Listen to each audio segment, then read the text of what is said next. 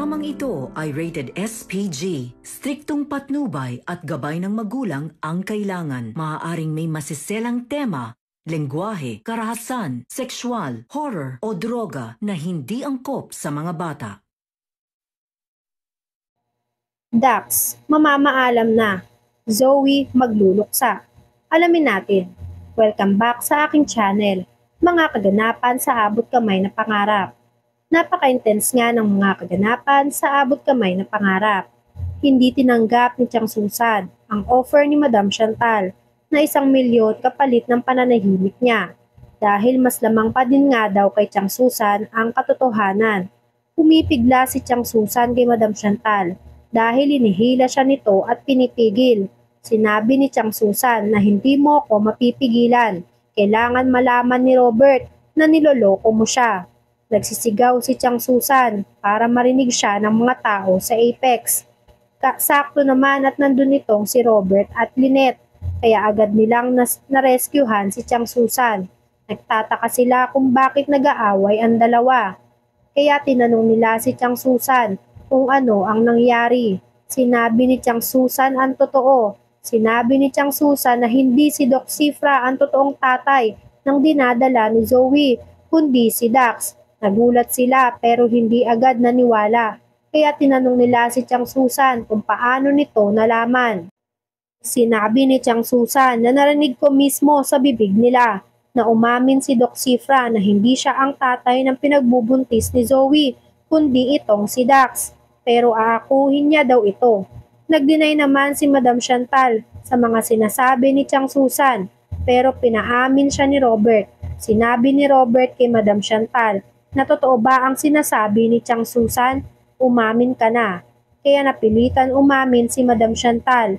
Sinabi ni Madam Chantal na nung una ay hindi ako naniniwala na isang kriminal pumatol si Zoe. Pero kalaunan, naisip ko na protektahan na lang si Zoe para hindi masira ang reputasyon nito. Kaya naisip ko na ipagtakpan siya at gumawa ng paraan. Ikaw ba? May ginawa kang paraan para sa anak mo? Natameme si Robert dahil wala siyang nagawa para protektahan ang anak niyang si Zoe. Mabuti pa daw itong si Madam Chantal. Maraming tao ang nakarinig, maraming tao ang nakaalam ng sikreto ni Zoe. Pagdating ng alalay ni Madam Chantal, pinapasok niya muna sa loob si Madam Chantal dahil alam niyang pagod na ito at nai-stress na sa lahat ng nangyayari. Samantala, alam na nga nila Annalyn kung nasaan si Zoe. Kaya pinuntahan agad nila ito para pigilin si Dax. Tumawag ng mga pulis si Doc Lindon para mapahuli na daw si Dax at hindi matuloy ang binabalak nila ni Zoe. Hindi naman alam ni Annalyn kung magagalit siya kay Doc Lindon dahil sa ginawang pagtawag ng mga pulis. Sinabi niya kay Doc Lindon na dapat hindi mo ginawa yon dahil baka mapahamak si Zoe at ang baby niya. Kaya naman hindi pa tapos makapagsalita si Doc Lindon. Binabaan na siya agad ng tawag ni Annalyn at agad na nga hinanap ni Annalyn si Zoe. Sinubukan ni Annalyn na hanapin si Zoe para mabalaan na parating na ang mga pulis. Nang makita ni Zoe si Annalyn, tinakbuhan siya agad nito kasama si Dax. Na-delay ang paghapol ni Annalyn kay Zoe dahil may tinulungan pa itong isang matanda. Kaya naman nakalayo na sila Dax at si Doc Lindon ang nakasalubong nila. Sinubukang pigilan ni Doc Lindon sila Dax at pinakiusapan ni Dax sa sumuko na. Pero sinabi ni Dax na hindi po pwede. Dagdag pa nga ni Zoe, pabayaan mo na kami na makalayo Doc Lindon. Pero hinarang pa din sila nito, kaya nasaktan ni Dax si Doc Lindon. Pinagsusuntok niya ito hanggang sa napahiga na ito. Pinigil na ni Zoe si Dax para makaalis na sila at hindi na maabutan ni Annalyn. Tinawagan ni Doc Lindon si Robert para sabihin na nakita na nila si Zoe kasama si Dax, kaya pumunta na sila bago pa makaalis. At sinabi niya dito na tumawag na din siya ng mga pulis para mapigilan itong si Dax. Samantala, pasakay na sana si Zoe at Dax sa bus. Habang nagtatago ay biglang nakakita sila ng maraming pulis, kaya nagtago sila sa kotse para panangga sa mga pulis. Sinabi ng mga pulis na sumuko ka na Dakanay, napapaligiran ka na ng mga pulis. Pero matigas talaga si Dax. at ayaw sumuko sa mga pulis. Hirap na si Zoe sa sitwasyon niya dahil napapagod na siya. Kakatago at kakatakbo at naisip din ni Zoe ang kapakanan ng anak niya. Habang nakatago ang dalawa, biglang sumulpot nga itong si Annalyn sa harap nila Zoe. Kaya naman nakakuha si Dax ng paraan para matakasan ang mga pulis. Hinostage niya si Annalyn.